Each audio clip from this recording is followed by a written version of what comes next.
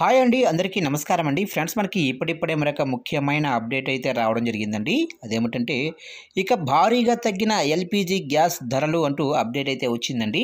అయితే ఇందుకు సంబంధించిన పూర్తి వివరాలు అయితే మన వీడియోలో తెలుసుకుందామండి. అంటే గ్యాస్ ధరలు ఎంత మేర తగ్గాయి ఏంటనేది మన వీడియోలో క్లారిటీగా తెలుసుకుందామండి.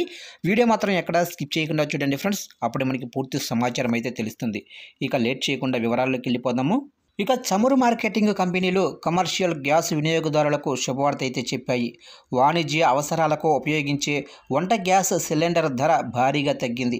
ఇక 19 కిలోల ఎల్పిజి సిలిండర్ ధరను ₹41 మేర తగ్గిస్తున్నట్లు కేంద్ర చమురు సంస్థలు ప్రకటించాయి. దీంతో దేశ రాజధాని ఢిల్లీలో 19 కేజీల వంట గ్యాస్ సిలిండర్ ధర ₹1803 నుంచి ₹1760కు తగ్గించారు. ఇక తగ్గిన ధరలు అంటే మంగళవారం నుంచి అమల్లోకి అయితే వస్తాయని చెప్తున్నారు, ఈ రోజు నుంచి. ఇక ముంబైలో కమర్షియల్ 19 కిలోల గ్యాస్ సిలిండర్ ధర చూసినట్లయితే ₹1714.50కు లభిస్తుంది.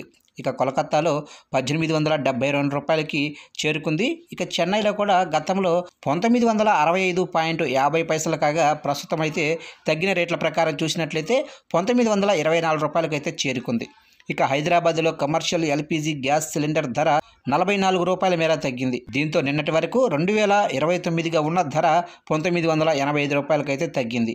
ఇక విశాఖపట్నంలో 19 కేజీల ఎల్పిజి సిలిండర్ ధర రేటు ₹44.50 మేర తగ్గింది.